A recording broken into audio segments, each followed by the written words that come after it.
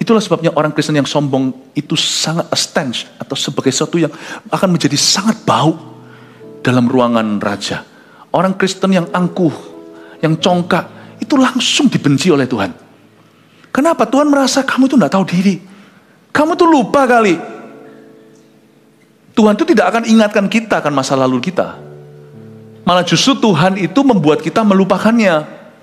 Tapi kalau kita lupa diri, kalau Anda belum subscribe di channel ini, segera supaya Anda bisa mengikuti terus rema-rema dari Roh Kudus ya. Yang kurang familiar dengan cerita Esther, saya kasih sedikit rangkuman. Intinya kita hanya perlu tahu 4 tokoh saja dalam cerita ini. Ini cerita bukan dongeng, ini cerita bukan drama, cerita ini adalah sejarah. Terjadi sungguhan, it's a true story.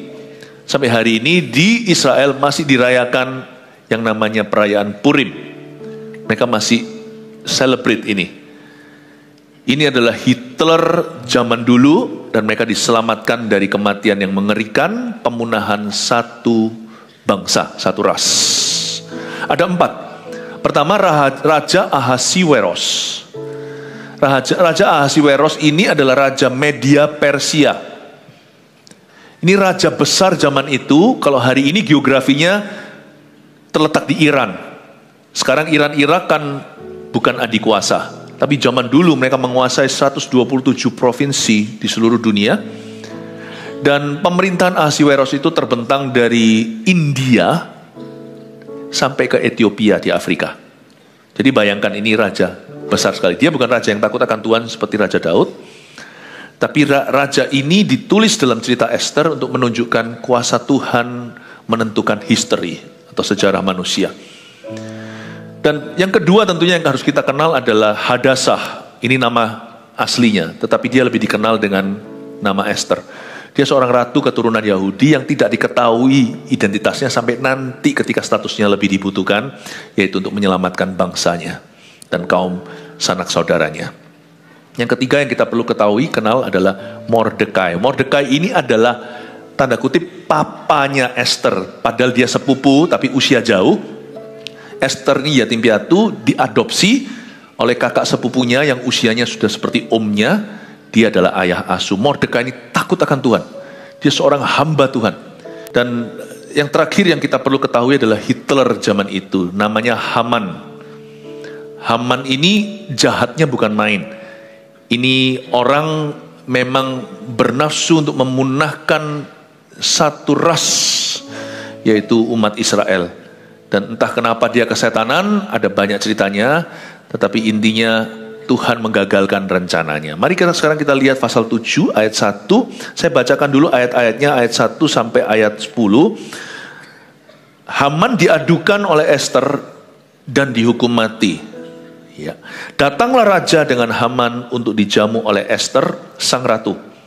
Pada hari yang kedua itu, sementara minum anggur, bertanyalah pula raja kepada Esther, apakah permintaanmu, hai Ratu Esther? Niscaya akan dikabulkan. Dan apakah keinginanmu? Sampai setengah kerajaan sekalipun akan dipenuhi. Maka jawab Esther sang ratu, ya raja, jikalau hambamu mendapat kasih raja, dan jikalau baik pada pemandangan raja, karuniakanlah kiranya kepada nyawa hamba atas permintaan hamba, dan bangsa hamba atas keinginan hamba. Karena kami, hamba serta bangsa hamba telah terjual untuk dipunahkan, dibunuh, dan dibinasakan. Jikalau seandainya kami hanya dijual sebagai budak laki-laki dan perempuan, niscaya hamba akan berdiam diri. Tetapi malapetaka ini tiada taranya di antara bencana yang menimpa raja. Maka bertanyalah Raja Ahasiweros kepada Esther sang ratu, siapakah orang itu dan di manakah dia yang hatinya mengandung niat akan berbuat demikian? Lalu jawab Esther, penganiaya dan musuh itu ialah Haman, orang jahat ini. Maka Haman pun sangatlah ketakutan di hadapan raja dan ratu. Lalu bangkitlah raja dengan panas hatinya daripada minum anggur dan keluar ke taman istana. Akan tetapi Haman masih tinggal untuk memohon nyawanya kepada Esther sang ratu, karena ia melihat bahwa telah putus niat raja untuk mendatangkan celaka kepadanya. Ketika raja kembali dari taman istana di dalam ruangan minum anggur, Maka Haman berlutut pada katil tempat Ester berbaring. Maka titah raja, masih jugakah ia hendak menggagahi sang ratu di dalam istanaku sendiri? Tatkala titah raja itu keluar dari mulutnya, maka diselubungi oranglah muka Haman, sembah Harbona, salah seorang sida-sida yang di hadapan raja. Lagi pula tiang yang dibuat Haman untuk Mordekai, orang yang menyelamatkan raja dengan pemberitahuannya itu, telah berdiri di dekat rumah Haman, 50 hasta tingginya. Lalu titah raja, sulakan dia pada tiang itu. Kemudian Haman disulakan pada tiang yang didirikannya untuk Mordekai. Maka surutlah panas hati raja. Lemah lembut itu bukan hanya dengan umat manusia atau dengan tetangga kita. Lemah lembut itu bukan hanya terhadap orang. Kita harus memakai jalur lemah lembut kalau kita itu terhubung dengan Tuhan. Kuasa lemah lembutan itu luar biasa. Lemah lembut tidak sama dengan kelemahan. Lemah lembut tidak sama dengan weakness. Kelemah lembutan itu adalah satu sifat humbleness, humility, kerendahan hati. Ester ini ratu. Cerita dia jadi ratu itu sendiri dahsyat. Dia bukan ratu pertama. Negara itu, Media Persia, sudah punya ratu ke-1, Wasti namanya. Tapi Wasti ini agak sedikit seenak gua. Sedangkan Ester ini sifatnya penurut. Tuhan tidak panggil kita jadi yes man. Tapi Tuhan tidak suka orang yang suka memberontak. Pembangkang itu bukanlah DNA kerajaan sorga. Ester itu orangnya smart. Tapi deep down inside di dalam hatinya, dia itu punya satu sifat yang menjadi patokan kita sebagai orang Kristen, anak Tuhan, sebagai gereja, sebagai mempelai Kristus, mempelai wanita Kristus di atas muka bumi ini. We should be gentle. Dan kalau kita mau lemah lembut itu pertama-tama kepada Tuhan dulu. Karena Tuhan itu layak dihormati. Kita perlu renungkan selama ini bagaimana perlakuan kita kepada Tuhan. Tidak heran malaikat kok seolah-olah tidak aktif dalam kehidupan kita. Wong kita kurang hormat sama juragannya. Kenapa sorga seolah-olah tidak membacking beberapa orang? Karena memang bagaimana sorga mau membacking orang-orang yang membelakangi Tuhan. Lemah lembut itu harus pertama-tama dipraktekkan kepada Tuhan dulu. Karena dia pencipta kita. Lalu dia adalah penebus kita. Dan kita diajari lewat cara Ester menghampiri tahta baginda. Cara dia memperlakukan sang raja yang merupakan suaminya. Kita hari ini mendapatkan suatu cermin bagaimana kita harus menghadap kepada Tuhan. Saya tunjukkan kuasa kelemah lembutan itu luar biasa sekali. Sedangkan Haman itu pakai intrik dan trik. Ester itu smart tapi dia tidak licik. Gak bisa lah kita lawan orang yang yang lika-likunya lihai. Tetapi kalau kita itu tulus, kalau kita itu sungguh-sungguh, kalau kita itu rendah hati, Tuhan itu yang bela. Jangan kau dan aku kira orang itu berhasil karena dia itu gagah perkasa. Tuhan sendiri berkata, oleh Roh Kudus kamu akan berhasil, bukan oleh karena kemampuanmu. Kadang-kadang kita merasa kalau aku lembut, dikira lembek aku diinjak-injak. Enggak. Apa hubungannya kelemah lembutan dengan kelembekan? Tidak ada hubungannya. Tuhan Yesus sendiri berkata, kalau kamu mau jadi besar, kamu melayani. Kamu belajar humble. Justru Anda akan terkejut loh ya. Pucuk kepemimpinan itu selalu dipegang dengan orang yang gentle. Kalau kepemimpinan itu dari Tuhan. Dan kita pelajari sesuatu sifat Ester ini justru yang mematikan. Menurut saya, Ester diadu dengan Haman. Hadassah melawan Hitler. Ini Hitler zaman itu. Ini pupus. Dan ini yang menang. Kita hari ini melihat ironisnya. Kuasa lemah lembutan itu luar biasa. Mari kita sekarang lihat ayat pertama. Datanglah raja dengan Haman untuk dijamu oleh Ester sang ratu. Berhenti ayat 1. Ini FYI for your information. Raja datang dengan Haman kali ini karena diundang sama Ester dari pasal-pasal sebelumnya. Ini adalah hari kedua. Ini pertemuan Ester dengan Raja Ahasiweros yang kedua kalinya untuk menyelamatkan orang Yahudi. Esther itu memang adalah ratu, jadi raja adalah suaminya. Tapi di zaman itu protokolnya, suami istri, raja dan ratu itu tidak tinggal satu istana. Ratu punya istana sendiri. Itu sekedar memberi Anda background story. Dan hari itu raja datang dengan Haman. Haman ini siapa? Haman ini orang jahat tadi loh. Haman ini adalah perdana menteri. Dia adalah orang yang paling dipercayai oleh Raja Ahasiweros di seluruh kerajaannya, yang terbentang 127 provinsi dari India sampai Ethiopia.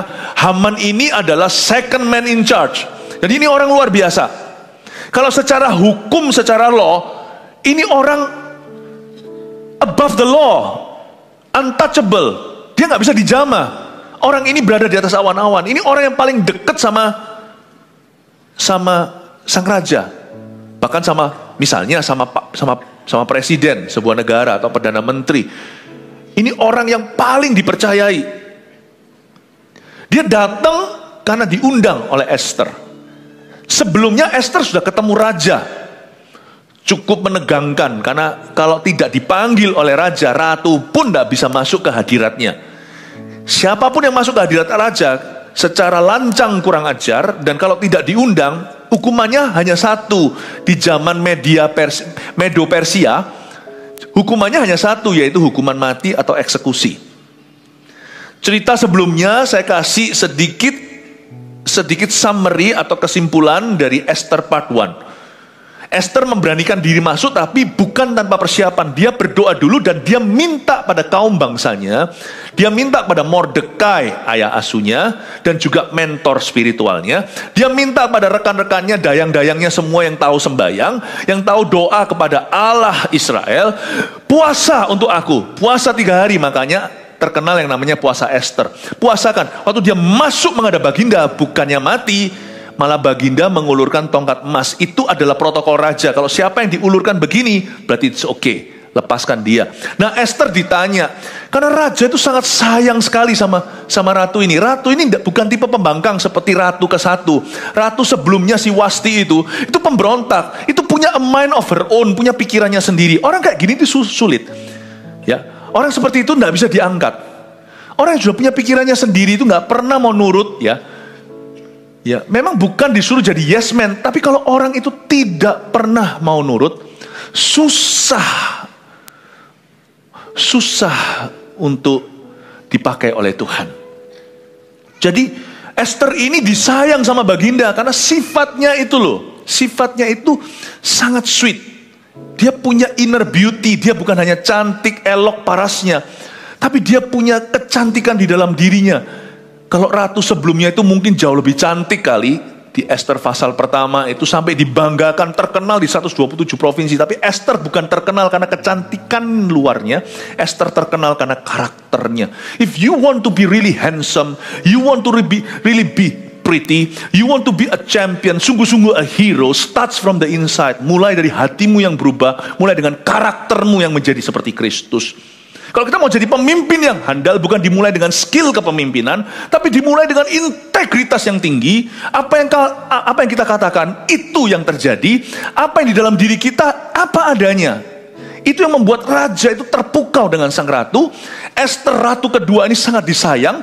Diulurkan tongkat emas, biarkan dia berbicara. Lalu raja tanya, what can I do for you? Pertanyaan raja itu sudah 2 kali pertemuan mereka pertama hari sebelumnya. Apapun yang kamu minta, dear ratu, kuberikan kepadamu sampai setengah kerajaanku.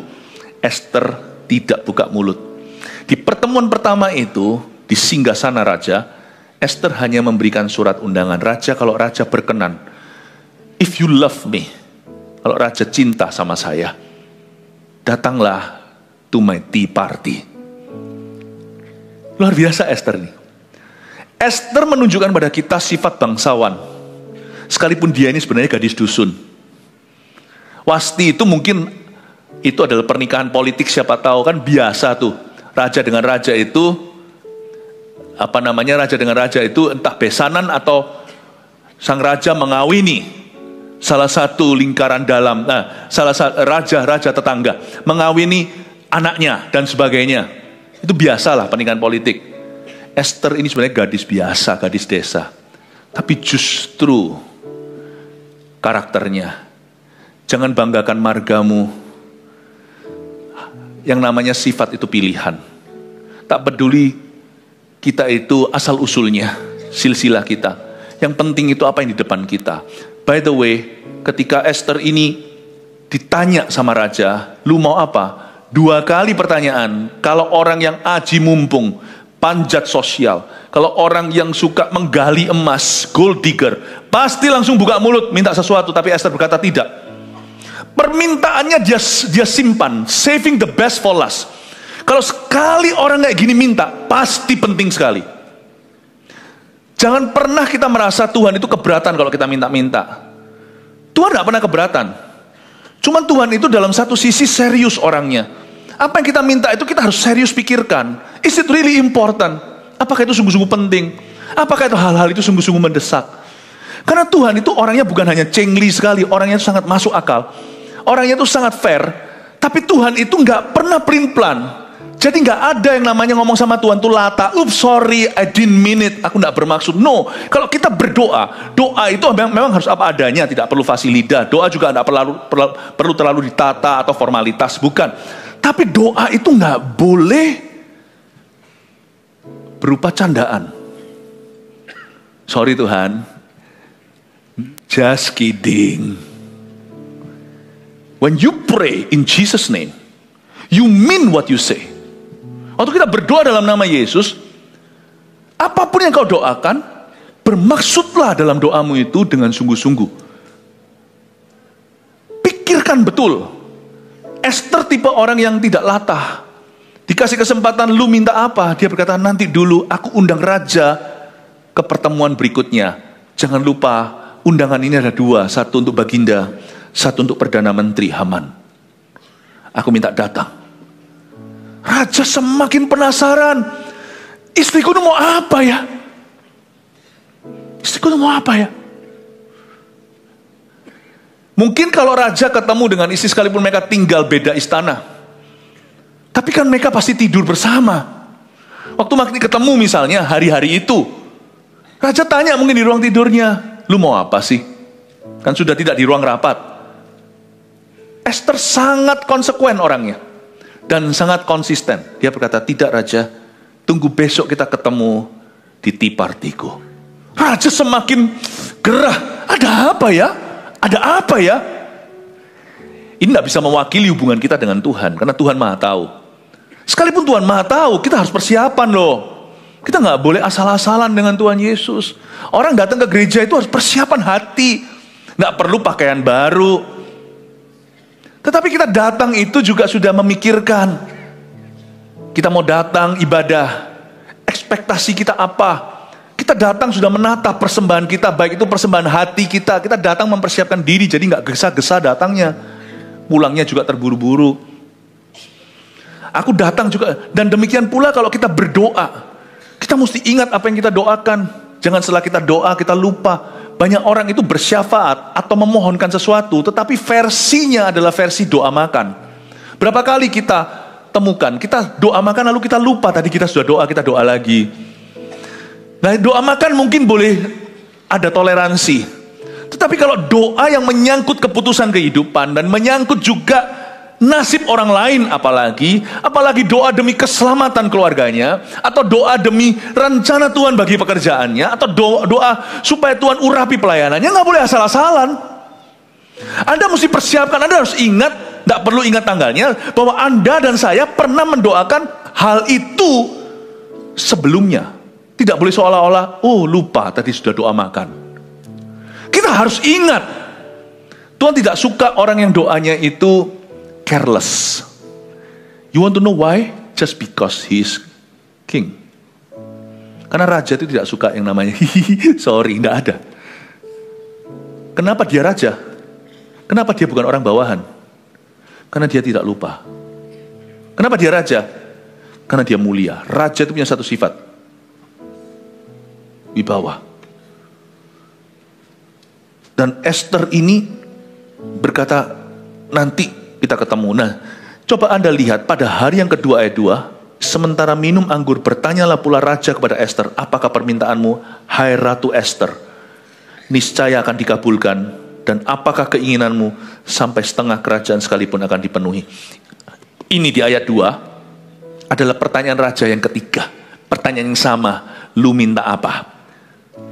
Dan dengan janji yang sama, apapun keinginanmu, sang ratu, sampai setengah kerajaan sekalipun akan dipenuhi. Bapak Ibu Saudara, kita lebih daripada ini.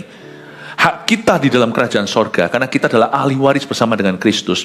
Haknya kita dalam kerajaan Bapa, kerajaan Tuhan, bukan sampai setengah kerajaan. Kunci kerajaan di tangan kita. Apa yang kita lepas di bumi terlepas di sorga. Pahami kalimat Yesus ini. Ini dahsyat.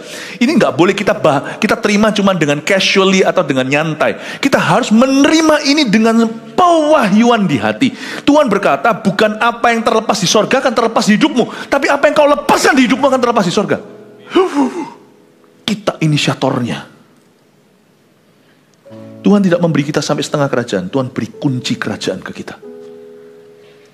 Gila nggak kuasanya kita, otoritas kita? Makanya orang Kristen, kalau jadi minder, itu sama dengan burung tidak bisa berkicau. Orang Kristen kalau minder, bahkan minder rohani, tidak percaya, doanya sendiri segalanya, itu sama dengan seekor singa tidak punya gigi untuk makan daging. Bapak Ibu Saudara, kita itu dikasih kunci kerajaan surga. Ya mungkin itu untuk para rasul saja, untuk para pendeta. Alkitab tidak berkata begitu. Alkitab berkata, barang siapa mengaku Yesus adalah Mesias, padanya di atas kesaksiannya itu berdiri kuasa kerajaannya. Apapun yang kau ikat akan terikat di sorga. Kita inisiatornya. Tuhan tidak memberi kita hak sampai setengah kerajaan. Kita lebih pangkat dari Ester di hadapan Yesus. Karena apa yang Yesus miliki, sampai seluruh kerajaan itu adalah milik kita. Pahami Bapak Ibu Saudara. Kita menjadi hak ahli waris bersama dengan Kristus di kitab Roma. Itu dengan kata lain, apa yang Yesus punya, punya kita. Apa yang dimiliki Yesus, milik kita. Ahli waris bersama itu berarti kepemilikan bersama. Oh asik bagi orang-orang yang serakah atau orang-orang yang tamak atau orang-orang yang nafsu berkata, yes berarti aku bisa apa saja kan? Pastor Philip berkata aku bisa apa saja kan? No, jangan lupa. Satu hal Tuhan tidak sharing sama kita. Listen to me. Tahtanya. Dia daulat dalam hidup kita. Makanya itu kita perlu lemah lembut di hadapan Tuhan. Itulah sebabnya jangan pakai Alkitab Bapak Ibu untuk menuntut Allah. Adanya Alkitab di tangan kita ini bukan supaya kita bisa memanipulasi yang Maha Kuasa. Alkitab di tangan kita ini sebagai roh pengenalan akan Allah. Jadi kita kenal sifatnya, kita kenal dia suka apa, nggak suka apa. Kita tahu dan diajari lewat teladan-teladan, bahkan pengajaran-pengajaran. Nggak tanggung lagi sampai teladan Yesus sendiri, anak Allah, atau Allah pencipta sendiri, dia memberikan pengajaran pada kita. Jadi Alkitab di tangan kita itu showing us the way, nunjukkan jalan, bagaimana caranya kita terhubung dengan Tuhan. Kita diajari untuk mengenal Allah kita. Alkitab ini bukan dipakai sebagai mantra. Babi, bu, dan apa. Tuhan harus kasih yang gua mau. Whatever I ask. Ini ransomnya. Aku sudah sandera Alkitabmu di tanganku. Berikan yang ku mau. Berarti belum baca di Getsemani. Yesus sendiri pun berkata, bukan kehendakku yang jadi, tapi kehendak Bapa. Alkitab di tangan kita itu bukan untuk mencekik Tuhan. Karena itu jangan punya roh yang menuntut pada Tuhan. Sekalipun itu berupa janji. Don't forget, the greatest revelation in the Bible, pewahyuan terbesar dalam Alkitab itu bukan janjinya Allah. Tapi Allah. I am. Saya ulang, pewahyuan terbesar dalam Alkitab, itu bahkan bukan janji Tuhan. Tapi Tuhannya. I am God. Akulah Allah. I am who I am. Akulah aku. Ketika Musa tanya, siapa namamu? Dia berkata, kamu bahkan tidak berhak untuk bertanya siapa namaku. I am who I am. Aku adalah aku. Yesus berkata, before Abraham, I was. Sebelum Abraham, aku ada. Lalu bagaimana caranya dong kalau kita mau menghampiri Tuhan? Dengan kelemah lembutan. Coba katakan dengan kelemah lembutan. Dengan lemah lembut. Datang ke Tuhan itu dengan repentance, dengan pertobatan. Datang dengan Tuhan kalau kita pengkhotbah, ini ditulis oleh raja terbesar, lebih gede dari Ahasiweros, namanya Salomo. Dia berkata, kalau kita menghampiri Tuhan itu tidak dengan banyak berkata-kata, banyak mendengar, menghampiri Tuhan dengan takut dan gentar. Itu bahasanya Paulus, layani, kerjakan keselamatanmu dengan takut dan gentar. The best way to approach God's throne is through gentleness. Cara terbaik untuk menghampiri tahta Tuhan itu adalah dengan gentle, dengan lemah lembut. Amin Bapak Ibu. Kalau kita mau ngomong soal agama, maka pengajaran seharusnya seputar perbuatan baik. Tapi kalau kekristenan bukan sekedar sebuah agama, tapi jalan ke Tuhan, maka hari ini di khotbah saya harus fokuskan dan melengkapi Anda, agar Anda tahu bagaimana berkomunikasi dengan Yang Maha Kuasa. Bukan ke khotbah ini tujuannya hanyalah mengarahkan mata. Kan bukan ke sini. Aku membuka tali sepatunya pun tidak layak. Menunjuk pada anak domba Allah. My job, tugas saya hari ini adalah untuk menjodohkan Anda dengan Yang Maha Kuasa. Saya jadi orang tengah lah. Orang tengah bukan yang cuan kanan kiri. Tapi orang tengah yang mewakili ke sini. Dan dari sana, yang dari sebelah sini, sisi sini, dari sana saya mewakili. Ya, meskipun ini dibanding dengan itu produk asli, bukan produk asli, glory, ini hanyalah suatu cermin aja, atau untuk merefleksikan sesuatu yang saya tunjukkan. Semoga Anda bisa semakin rindu kepadanya, semakin ingin untuk mengenalnya. Dari sisimu saya berdiri untuk mengajari. Guys, gini loh caranya. Sini, seperti seorang koko kepada adiknya. Tak ajari. Papa itu sukanya apa, papa nah sukanya apa. Tujuan daripada kita beribadah adalah supaya kita mengenal Dia. Bukan supaya kita itu diberkati. Bukan supaya kita dapat yang kita mau. Bukan supaya kita feel good. Tapi supaya kita benar-benar mengenal Dia.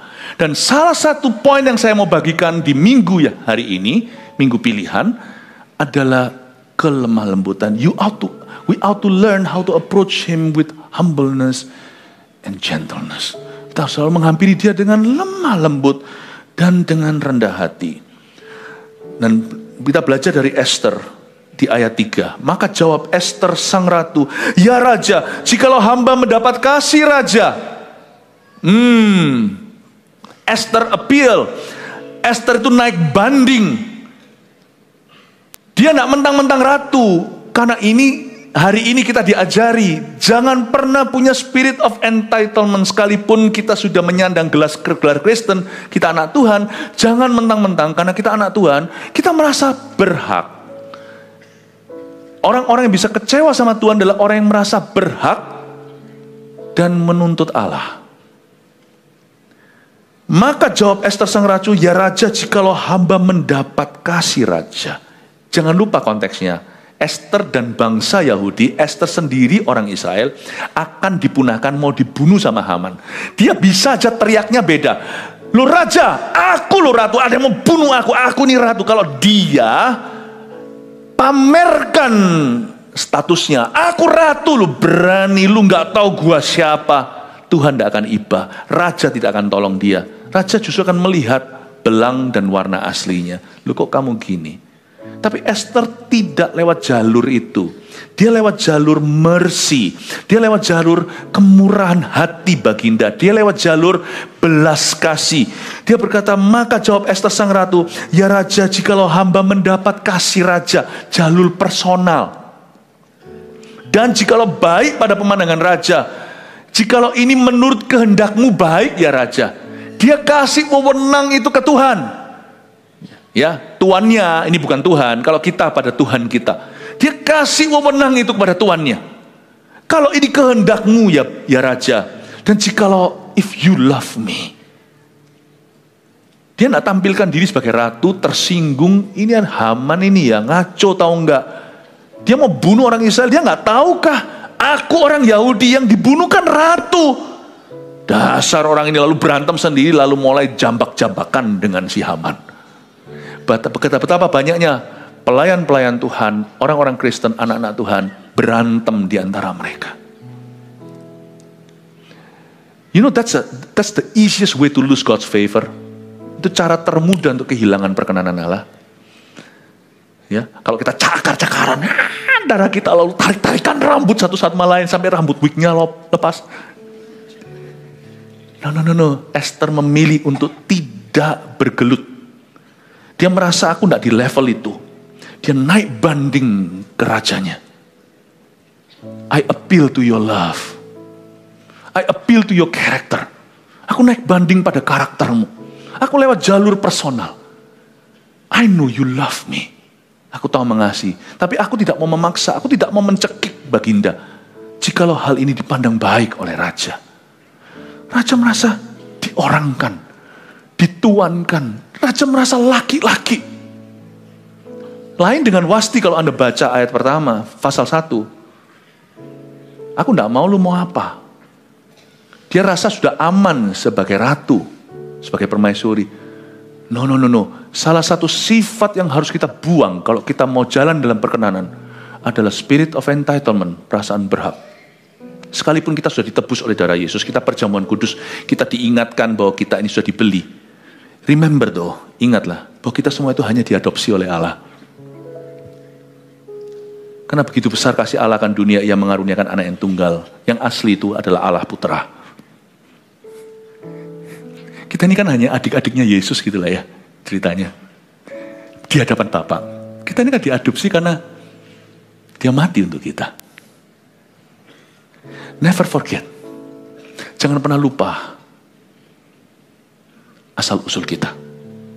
Itulah sebabnya orang Kristen yang sombong itu sangat astonished atau sebagai sesuatu yang akan menjadi sangat bau dalam ruangan raja.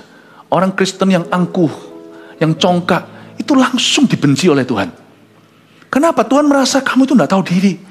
Kamu tuh lupa kali. Tuhan itu tidak akan ingatkan kita akan masa lalu kita. Malah justru Tuhan itu membuat kita melupakannya.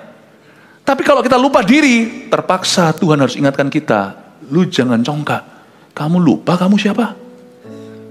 Waktu aku memanggilmu, kamu bukan siapa-siapa. Kamu bukan apa-apa. Di luar aku, kamu tidak bisa berbuat apa-apa. Lemah lembut itu tidak mungkin terjadi kalau kita tidak rendah hati.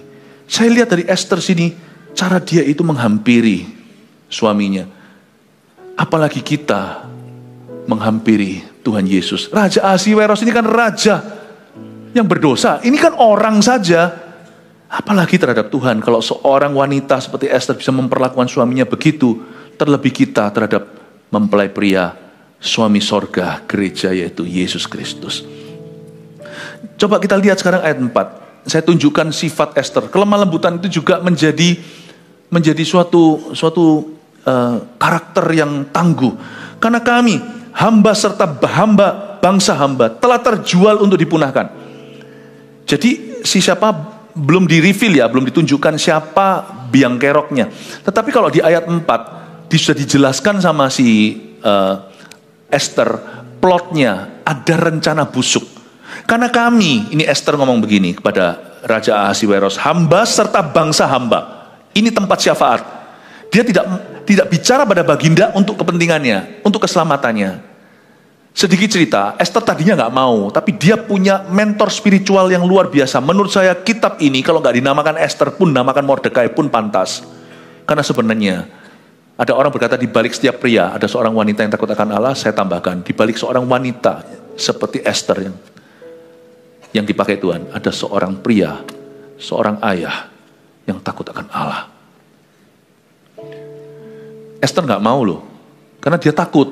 Siapa nggak takut? Dan dia merasa kalau nanti aku aku bawa agenda ini, proposalkan keselamatan bangsaku, jangan-jangan nanti it will jeopardize everything I've had. itu akan mempertaruhkan semua yang kumiliki. Berapa banyak orang tidak mau belan-belanin Tuhan, karena kenapa? Takut nanti kehilangan posisi kedudukan, takut kehilangan customer. Kalau saya menolak, saya tidak punya prinsip dalam bisnis, nanti jangan-jangan nanti rezeki ini tidak pernah kembali, karena takut berkat hilang, karena takut kehilangan keuntungan. Bapak ibu saudara, Esther mempertaruhkan semuanya. Dia mempertaruhkan jabatannya sebagai ratu. Dia berkata, baiklah kalau aku mati, biar aku mati. If I die, I die. Itu adalah kalimat yang terkenal dari Esther. Dan Esther kali ini waktu buka mulut, dia bicara bukan atas nama dirinya saja. Dia berkata, karena kami, hamba serta bangsa hamba. Kenapa Esther ini luar biasa? Karena dia tidak hidup bagi dirinya. Karena dia tidak egois. Dia tidak self-serving. Dia tidak melayani dirinya saja. Dia berkata, karena hamba serta bangsa hamba. Dia bawa bangsanya. Dia bersyafaat. Ini adalah intisari syafaat. Orang mau tahu orang itu hidup untuk apa? Gampang. Coba cek agenda doanya. Kalau yang dia doakan dia melulu. Kelihatannya orang itu masih hidup bagi dirinya. Loh, tetap harus ada ruang untuk mendoakan bagi dirinya. Wong Esther juga berkata, karena kami, itu kan include dirinya. Hamba serta bangsa hamba, kan ada kata hamba di sana berarti menunjuk pada dirinya sendiri. Tetap ada tempatnya untuk kita berdoa bagi diri sendiri. Tapi kalau melulu kita doa hanya untuk itu, pertanda kekristenanmu belum maju-maju. Nggak peduli kalau kita itu sudah jadi orang Kristen 40 tahun. Kemajuan kita nggak bisa dihitung, ditakar dengan tahunan. Tapi harus ditakar dengan perubahan. Kalau yang kita doakan, kalau Anda mau kenal dirimu sendiri, mau tahu siapa Anda, sejauh apa Anda ikut Kristus, gampang. Lihat doamu itu tentang apa sebagian besar. Kalau semua tentang your business, then I think you're still a baby Christian. Masih Kristen yang bayi. Kalau kita hanya berdoa bagi diri kita sendiri, tetap ada ruang untuk mendoakan diri sendiri. Tetapi kalau itu melulu, pertanda bahwa kita belum maju dalam iman kita. Coba lihat ya, karena kami hamba serta bangsa hamba telah terjual untuk dipunahkan, dibunuh dan dibinasakan. Raja mulai terbelalak, ada apa ini? Masa terjadi begini? Masa di belakangku terjadi semua ini? Aku kok nggak tahu. Raja ini kan sudah masuk dalam suatu, sudah diperalat sebenarnya raja ini. Jikalau seandainya kami hanya dijual, perhatikan kalimat ini dahsyat. Jikalau seandainya kami hanya dijual, kata Esther, sebagai budak laki-laki dan perempuan, niscaya hamba akan berdiam diri. Tetapi malapetaka ini tiada taranya di antara bencana yang menimpa raja. Dia berkata, raja, there is a plot behind you. Ada sesuatu persekongkolan di balikmu. Ada suatu rencana busuk yang melibatkan sebagian pendudukmu. Aku dan umatku, kami hendak dibinasakan dan dibunuh. Jikalau seandainya kami hanya dijual jadi budak, niscaya aku akan diam. Bahasa Jawa Tengah, diam wae. Ini luar biasa ya. Ini menunjukkan karakter seseorang. Esther berkata, kalau hanya sampai aku dijual jadi budak pun itu fatal. Dia berkata, aku akan diam. Berarti orang ini tidak sedikit-sedikit aduh. Dia bukan tipe orang yang senggol bacok. Pertanyaan sekarang lagi, kalau kita mau tahu kekristenan kita, ya, lawan kata lemah lembut itu bukan kasar. Catat, lawan kata lemah lembut itu angkuh. Karena orang yang rendah hati pasti lemah lembut 100%. Udah pasti. Gak percaya? Makan jerohan, makan ini gitu. Nanti gak usah diimani. Asam urat pasti akan naik. Itu akan menunjuk langsung. Satu kosa, satu efek. Sebab dan akibat. Udah gak perlu orang yang humble pasti lemah lembut. Jadi kalau kita lemah lembut, gak usah tanya orang itu humble, gak langsung kelihatan. Langsung kelihatan pohonnya. Lawan kata lemah lembut itu angkuh. Sebab orang yang angkuh itu orang yang tidak kenaan. Karena dia merasa, aku harus dimengerti, aku harus disayang, aku harus didengarkan. Karena itu Tuhan tidak. Kalau tanpa kelemah lembutan, yang tersisa hanyalah kesombongan. Esther berkata, seandainya aku dijual sebagai budak laki-laki dan perempuan, aku nggak apa-apa. Esther sekalipun sudah menjabat sebagai ratu sejagat raya, dia tidak lupa bahwa dia tetap hanyalah seorang hadasah. Aku ini dari bangsa budak. Bukankah bangsa Israel berapa waktu sebelumnya diangkut ke Babilonia? Semua kan jadi budak. Laki-lakinya yang tampan, yang gagah, yang pintar-pintar jadi Taijian bahasa Chinese-nya. jadi sida-sida. Artinya mereka tidak bisa lagi bersetubuh dengan wanita. Kami ini kan hanyalah bangsa, meskipun dalam sejarah mereka, dalam perjanjian dengan Allah Israel, mereka adalah umat pilihan. Tapi karena mereka berdosa nenek moyangnya, mereka berubah menjadi bangsa yang diperbudak. Dulu dikeluarin dari Mesir, akhirnya jatuhnya ke tangan orang-orang Babilonia. Esther ingat kok, aku ini bukan apa-apa, bukan siapa-siapa. People don't have to understand us. Tidak perlu aku disayang, tidak perlu aku dipromosikan. Aku tidak berhak atas sesuatu. Ini adalah suatu seni yang sudah dilupakan oleh banyak orang. Banyak orang Kristen. Tak terkecuali sampai orang-orang di taraf tertentu. Bahkan di dalam kepemimpinan, pendeta pun bukan perkecualian. Full timer juga bukan perkecualian. Kadang-kadang kita jadi lupa bahwa apa yang kita lakukan ini adalah panggilan Tuhan. Aku tidak usah dibayar untuk ini. Tidak usah satu orang pun yang kulayani berkata thank you to me. Kalau itu panggilan, kita harus ingat, hai Hadasa, kita selamanya Hadasa bukan Esther. Kalau kita menjabat, kita punya posisi, kita punya pengurapan, jangan membuat kita lupa siapa kita sebenarnya. Kita tetap adalah Hadasa, gadis dusun itu. Saya ingat kenapa Tuhan panggil saya dalam pelayanan. Karena saya waktu itu berjanji, saya merasa kotor sekali waktu saya bertobat terima Tuhan puluhan tahun yang lalu, 30 sekian. Saya di depan sana berkata, orang kayak aku gini patutnya mati saja. Tapi Tuhan berkata, tidak, hiduplah untuk aku. Sejak hari itu saya cetuskan, dan karena Tuhan memanggil saya jadi seorang hambanya, jadi seorang pemberita Injil. I don't do this, people will thank me and appreciate me. Aku tidak lakukan ini supaya ada orang kasih saya money. Penghidupan tetap perlu, pengelolaan, gaji, salary, tapi bukan itu. Saya tidak akan pernah lupa. It's not that I pursue. Bukan itu yang ku kejar. Dalam pelayanan juga sama. Spirit Hadasa ini harus Anda tangkap. Harus lemah lembut dalam ministry. Ingatlah kalau Anda lagi mengasyir, tiba-tiba kalau ada orang membentakmu, yang pasti bukan jemaat GMS, orang baru. Ingatlah, tanggalkan statusmu. Ingatlah, you do this for Jesus. Ya. Dan dengan sama juga dalam hidup kita hari ini. Jangan kita orang yang tidak kenaan. Esther ini bukan tipe-tipe yang sedikit-sedikit langsung adu, dikit-dikit adu. Orang yang mengadu terus-menerus, lama-lama suatu hari ketika dia bawa sebuah keluhan ke sorga nggak percaya. Simpanlah keluhanmu untuk syafaatmu. Mengaduhlah untuk orang lain yang Anda doakan. Supaya suatu hari sebelum adu, malaikat sudah datang melayanimu. Anda mau tahu? Kita mau tahu kita ini orangnya seperti apa, sejauh apa? Apa yang memprovokasimu? Apa yang memprovokasimu speaks a whole volume about you. Ada orang yang tersinggungan. Ada orang yang begini-begitu. Gak tahu. Ada orang yang misalnya tidak disapa saja. Ada orang, saya tidak bisa tahu sendirilah. Contoh-contohnya gimana, masing-masing sesuaikan dengan kehidupanmu. Tapi mau tahu kita itu seperti apa, lemah lembut atau tidak, seperti Kristus atau bukan. Bukan teori, bukan doktrin saja, bukan teologi kita. Itu Farisi. Mau tahu kita seperti apa? What provokes you to anger? That's who you are. Lebih tepatnya, that's what you are. Apa yang membuat orang seperti ini diam? Ada kalimat di sini, niscaya hamba akan berdiam diri. Di Alkitab saya kasih garis bawah, berdiam diri. Tidak kelihatan ya? Nggak usah berdiam diri. Itu seni yang saya cap dalam hidup saya. Saya tulis, Philip, this is an art that you must master. Berdiam diri. Saya hanya buka mulut, saya janji kepada Tuhan. Ketika saya diperlukan. Bukan untuk diriku, tapi untuk orang lain. Berdiam diri.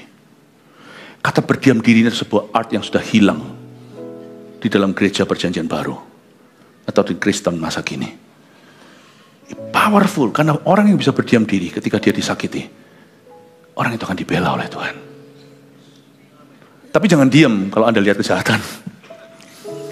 You know when silence is not golden. Tahukah kapan diam bukan emas? Ketika itu tanggung jawabmu untuk mengubahnya. Tapi silence itu emas kalau yang keluar dari dirimu bukan solusi, tapi keluhan belaka. Dan diamlah. karena bicara tidak berguna. Saya berdoa supaya Anda mengerti, kita semua lebih mengerti yang namanya aplikasi-aplikasi kelemah lembutan. Kedengarannya cuma lemah lembut ya, gentleness ya, tapi ternyata dalam ya. Kalau kita telusuri, lemah lembut itu bisa komplikasinya macam-macam. Kita nggak lemah lembut itu kelihatan. Lemah lembut itu ternyata mempengaruhi, itu ada hubungannya dengan kerendahan hati, ada hubungannya dengan tidak reaktif. Tidak reaktif. Lemah lembut itu tidak sama dengan lembek sekali lagi. Orang yang lemah lembut dalam kepemimpinan tetap harus belajar untuk tegas. Saya masih belajar terus. Belajar antara batasnya mana itu tegas, mana sudah kelewatan. Saya belajar untuk lebih tegas. Kadang-kadang saya terlalu lembek. Kadang-kadang terlalu nggak tahu ya, kadang-kadang itu saya mikir orang-orang yang saya pimpin itu kadang-kadang apakah saya itu kurang jahat ya gitu ya. Bisa loh, saya mau lebih jahat itu bisa. Tapi enggak lah, mendingan saya belajar pelan-pelan makin tegas daripada jahat dulu, mau jadi orang baik susah. Bapak Ibu Saudara, kelemah lembutan tidak ada hubungannya dengan kelembean. Kita tetap harus belajar tegas dalam parenting, dalam memimpin perusahaan, memimpin pelayanan. Tetapi ingatlah, selalu dimulai dengan hati yang tidak mudah terprovokasi. Maka bertanyalah Raja Ahasiweros kepada Ester sang ratu, siapakah orang itu dan di manakah dia yang hatinya mengandung niat akan berbuat demikian? Lalu jawab Ester, penganiaya dan musuh itu ialah siap? Haman, orang jahat ini. Wah, Ester langsung tunjuk, itu loh orang jahat. Nah, kalau sudah jadi Haman jadi jahat, susah jadi baik. Maka Haman pun sangatlah ketakutan di hadapan raja dan ratu. Bapak Ibu Saudara, ini kalimat dahsyat dan luar biasa. Sangat ketakutan. Tadi Haman hanya takut sama raja, sekarang Haman takut sama raja sama ratu. Ketika hati raja dan hati ratu bersatu, good luck dear musuh. Ketika Anda menempuh jalan perkenanan, Anda tidak perlu meminta pembelaan. Sebab orang yang intim dengan Tuhan, Tuhan tahu bagaimana membelanya. Intim dengan Tuhan itu kadang-kadang juga berarti you're not loud on certain things.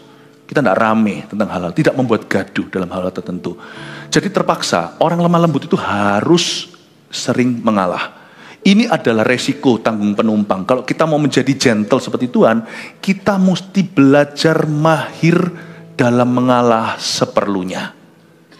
Oke, mengalah seperlunya itu bukan berarti pasif ketika tenaga Anda dibutuhkan, atau ketika Anda harus berbuat sesuatu, Anda diam. Kata Pastor Philip, suruh ngalah. Bodoh itu namanya. Tapi di area di mana Anda tahu Anda tidak bisa berbuat banyak, dan apapun yang Anda lakukan, hati Anda sedang salah, ketika Anda tenang dan percaya, berdiam diri di hadapan Allah, Allah akan menunjukkan siapa Allah dalam situasi ini. Penganiaya dan musuhmu ialah Haman orang jahat ini. Sangat ketakutanlah Haman di hadapan raja dan ratu. Saya punya satu prinsip sederhana. Jikalau Allah di pihak kita, siapa lawan kita? Tahu kan ayat itu? Tahukah Anda kalau Anda balik ayat itu dari angle yang berbeda? Kalau Anda pernah melihat tulisan kok kebalik, tulisan ambulans itu loh, itu kan tulisannya kebalik. Ini salah nih orang yang nulis. Enggak, itu sengaja. Supaya orang lihat dari spion, lihatnya persis kata-katanya ambulance. Tahukah Anda, kalau Anda lihat dari angle yang berbeda, dari sudut yang berbeda, bunyi ayat ini juga bukan hanya jika Allah di pihakmu, siapa lawanmu, tapi jikalau kamu di pihak Allah, good luck lawanmu. Paham ya? Bukan hanya Allah di pihakmu, kita juga ada di pihak Tuhan. Bangun keintiman, tak perlu minta pembelaan. Minta dan kerjakan saja penyertaan.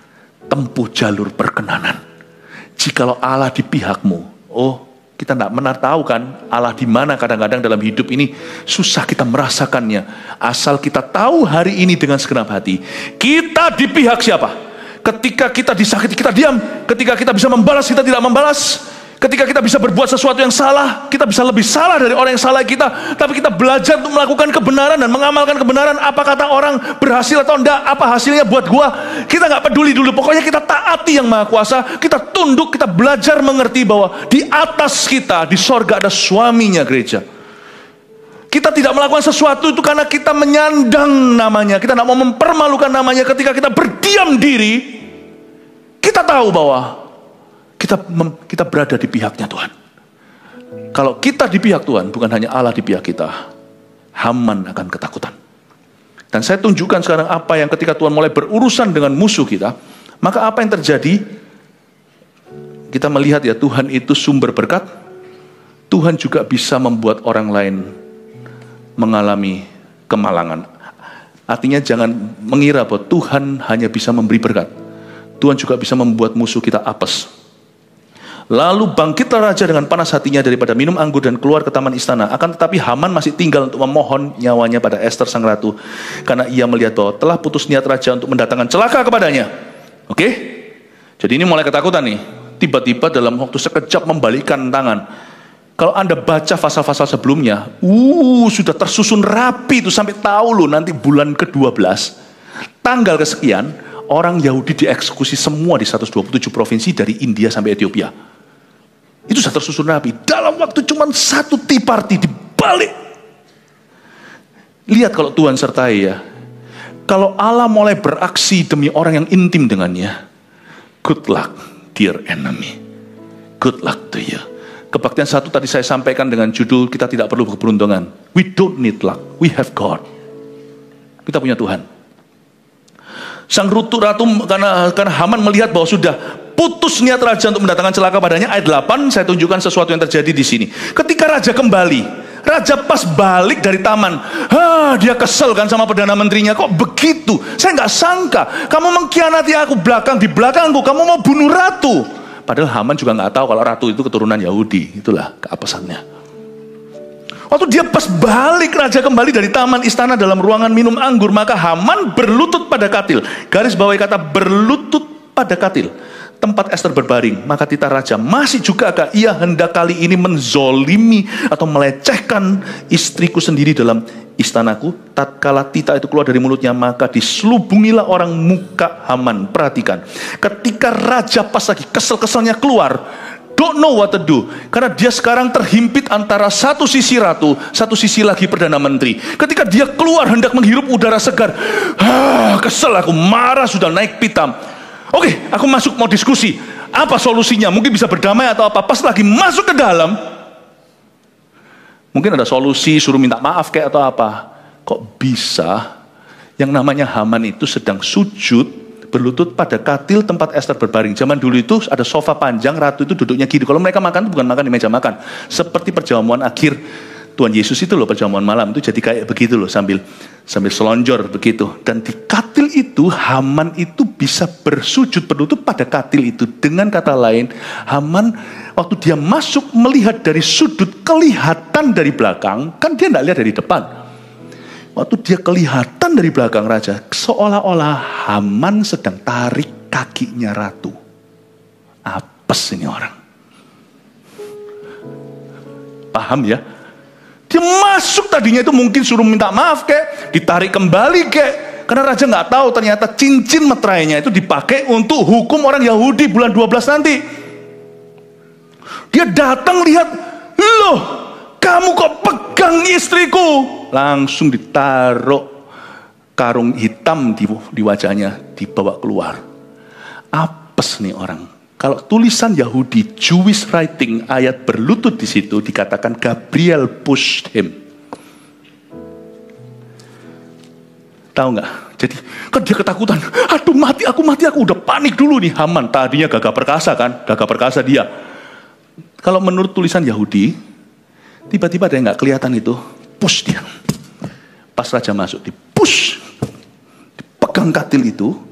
Seolah lagi digandolin tuh kakinya, ayolah ratu, kamu pegang kaki istriku. Bukan kaki feet, leg, betisnya. Ngamuk dia. Langsung ada satu lagi ayat, lalu saya selesai. Tak tunjukkan keapesannya musuh-musuh orang yang intim. Tapi jangan doakan ya, gini ya, kalau saat di sini ada yang berkata, aku doakan keapesan orang lain, nah berarti Anda tidak intim sama Tuhan. Kalau orang intim dengan Tuhan tidak akan gitu soalnya. Orang intim sama Tuhan itu fokus pada Tuhannya, pada suaminya. Dia tidak fokus pada musuh. Ya, jadi Anda mau tahu Anda intim tidak, kita intim tidak dengan Tuhan? Apakah Anda mengharapkan pembelaan, penghukuman bagi orang lain? Kalau Anda tidak mengharapkan, itu baru intim dengan Tuhan. Intim dengan Tuhan itu lemah lembut seperti Kristus. Satu lagi ya. 9, sembah Harbona. Katakan Harbona. Salah seorang sida-sida yang di hadapan raja. Ingat ya, salah seorang sida-sida. Lagi pula tiang yang dibuat Haman untuk Mordekai, orang yang menyelamatkan raja, dengan pemberitahuannya itu telah berdiri di dekat rumah Haman 50 hasta tingginya. Pertanyaannya sekarang ayat 9, kok tahu? Pasal 6 tadi nggak usah dibuka. Raja nggak bisa tidur malam sebelumnya. Pas nggak bisa tidur, dia panggil salah satu biduanda atau yang shift malam. Dipanggil, tolong bacakan aku story. Tapi raja kan ningrat, dia nggak bacanya dongeng majalah, dia minta dibacakan kitab pencatatan sejarah. Jadi raja itu punya perpustakaan. Salah satu biduanda yang tanpa nama, kita nggak tahu siapa orangnya, membacakan isa pas di halaman cerita kepahlawanan Mordekai yang suatu hari tanpa sengaja dia mendengarkan suatu konspirasi untuk membunuh raja, assassination atau pembunuhan terhadap presiden, gitulah. Dia dengar itu, dia sampaikan ke istana. Ditangkaplah 2 orang namanya Bigtan dan Teres kalau nggak salah, Bigtan dan Teres ditangkap. Dan itu raja nggak tahu menau, mungkin raja lagi sibuk perang, raja lagi sibuk membangun. Nah dari pembacaan itu kan raja bukan mau belajar history. Jadi benar-benar stylenya adalah bang itu jendela bawah. Nggak tahu ya sudah. Dia cuman asal buka kayak orang baca Alkitab, nggak punya sistem itu loh. Bacanya buka Yesaya, buka sampai Mazmur ya Mazmur, buka sampai tes. Nggak tahu pokoknya saat bukanya. Karena raja kan nggak bisa tidur, bukan mau belajar sesuatu. Jadi panitera diberitahu buka, bacakan kitab pencatatan sejarah. Mungkin raja mungkin ditanya, mungkin paniteranya, biduandanya, atau salah satu sida-sida itu tanya, raja mau dibacain page mana, halaman mana, terserah lu, udah dengan tanya-tanya. Baik Baginda, buka persis di halaman pas Mordekai punya kepahlawanan tercatat. Itu bisa pas menjelang subuh pagi, setelah ditutup bukunya, ding ding ding ding ding ding ding ding ding ding, yang punya akses masuk ke ruang raja kan cuma beberapa orang, salah satunya Perdana Menteri. Ding ding ding ding ding ding ding, Haman terdengar langkah kakinya, ditanya sama biduanda, siapa itu? Haman. Langsung dia tanya, Haman, ya Baginda. Raja ngomong dulu lah, padahal Haman datang ke situ mau membunuh Mordekai, mau menyarankan, mau memberikan proposal untuk menyulakan. Menyulakan itu bukan digantung ya. Ini sulat tiang 50 hasta itu kira-kira puluhan meter ya. Itu bukan digantung itu disate kepalanya. Paham ya? Kayak orang kalau perang suku segala itu kepala di atas itu. Ini disate tapi puluhan meter sebagai contoh bagi yang lainnya. Itu dia sudah bikin di halaman rumahnya puluhan meter untuk nyate Mordekai. Dia datang dengan menggebu-gebu mau memberikan proposal itu ke raja karena dia tahu raja pasti dengar Perdana Menterinya. Dia datang pas 5 menit sebelumnya raja dibacain tentang kepahlawan Mordekai. Orang itu kalau hoki itu dalam Kristus tidak perlu keberuntungan. Hanya perlu Tuhan memihak ke dia. Sungguhan. Isa pas masuk gitu dia belum bisa bicara karena raja mau ngomong sesuatu. Raja tanya, menurut lu gimana hormati orang yang dikenan raja? GR dulu. Wah pasti ngomong tentang gua ini. Oh dia ceritalah, kasih dia kudanya raja, bajunya raja, iringi dia seluruh kota, diarak-arak sambil berseru, inilah orang anak emasnya raja. Wow, oke, sounds good, bagus. Wah, si siapa namanya? Haman udah gede rasa, merasa siapa lagi yang dihormati raja kalau bukan saya. Tiba-tiba, wek. Lalu raja bilang, lakukan persis seperti itu untuk Mordekai. Mau pingsan dia. Dan kamulah yang bangsawan yang mengarak dia dan berkata, inilah orang dikenan raja. Kok bisa apesnya kayak gitu? Mordekai kok bisa hokinya kayak gitu? Oke? Padahal ini Perdana Menteri. Dengan kata lain, dia sudah tidak ngurus urusan kerajaan. Raja udah taunya perang. Nah kali ini, kok bisa pas dia seolah-olah dari angle itu megang kakinya ratu. Itu kan dianggap menzolimi. Terus, lihat ini. Sembah Harbona yang sarankan. Harbona kok bisa tahu ada sula itu. Kok bisa orang ini ada di sana waktu sula itu dibangun? Kok bisa orang itu juga tahu apa yang dibacakan ke raja? Jangan-jangan dialah yang membacakan ke raja. Kok hari itu malam raja nggak bisa tidur, itu shift malam, kok kali ini dia shift siang? Paham maksud saya? Ini orang yang sama, antara begitu dia yang bacain atau dia nggak tahu, tapi dia dulu kejadian itu dia ada di sana waktu Mordekai menyelamatkan raja dari konspirasi, tapi raja lagi ke luar negeri, lalu terjadilah penangkapan, lalu mungkin Harbona itu melihat itu, kebetulan dia lagi tugas, karena tugas sida-sida, biduanda atau panitera. Mereka tidak ikut perang, tidak ikut politik, mereka hanya melayani kebutuhan sehari-hari raja, atau yang sifatnya household, atau yang sifatnya rumah tangga. Mereka ini laki yang dikebiri, sehingga tidak bisa selingkuh sama orang-orang sekeliling raja, tidak bisa selingkuhin. Dan mereka itu urusannya di rumah, makanya mereka dikebiri. Kok bisa dia itu tahu tiang itu? Kok bisa dia tahu pas raja dibacain? Jangan-jangan dia yang bacain, atau mungkin yang bacain adalah temennya, ya? Atau yang bacain temennya, atau mungkin dia ada di sana waktu kejadian sesungguhnya. Kebetulan dia ada. Anda akan terkejut. Tuhan itu punya orang-orang kebetulan yang Anda kira jalan di masyarakat itu semua hanyalah orang-orang yang Anda tidak kenal, atau yang mungkin Anda kenal tapi Anda tidak tahu rencana Allah apa atas dirinya. Tuhan itu dalam kehidupan orang yang intim dengannya. Tuhan itu taruh orang-orang tanpa sengaja di hidupmu yang akan suatu hari jadi rescue-mu. Dan dia bisa memberi saran. Baginda, lagi pula tiang yang dibuat Haman untuk Mordekai, orang yang menyelamatkan raja dengan pemberitahuannya itu, sudah berdiri dekat rumah Haman 50 hasta tingginya. Ya sate aja dia di situ. Dan akhirnya disulakanlah pada tiang yang didirikan untuk Mordekai. Didirikan Haman untuk Mordekai, tapi Haman sendiri yang disulah di sana. Senjata makan Tuhan. Bapak Ibu Saudara, 3 poin ini lalu kita selesai. Kuasa kelembutan. 1. Jangan pakai Alkitab untuk menuntut Allah. Don't use the Bible untuk menuntut. Alkitab bukan mantra. Alkitab itu roh pengenalan akan Tuhan. 2. Pakailah kasih untuk mengklaim janji. Kelemah lembutan itu salah satu buah kasih. Kasih itu setia, kasih itu sabar, bla bla bla. Lemah lembut. Salah satu buah kasih, buah roh 9 itu salah satunya adalah kelemah lembutan. Use love untuk mengklaim janji. Seperti Hadasyah terhadap suaminya. Pakai kasih di hadapan Tuhan. Karena Tuhan berkata, kalau firmanku ada di dalam kamu ada di dalam aku, hiduplah dalam kasih. Yohanes 15, mintalah apa saja, itu sungguhan. Pakai kasih, bukan memanipulasi. Kasih itu harus tulus. Pakai kasih. 3, biarkan Tuhan yang berurusan dengan musuh kita. Saya kasih tahu ya, apakah bagian orang-orang yang memusuhi orang-orang yang dikenan Allah, tugasmu dan tugasku hanya berkenan saja. Udah, gampang loh tugas kita, cuman berkenan saja. Itu aja bisa seumur hidup. Berkenan saja. Tahu nggak? Ada beberapa hal yang merupakan bagian daripada orang-orang yang tidak dikenan oleh Tuhan adalah akan banyak yang namanya misstep, akan banyak yang namanya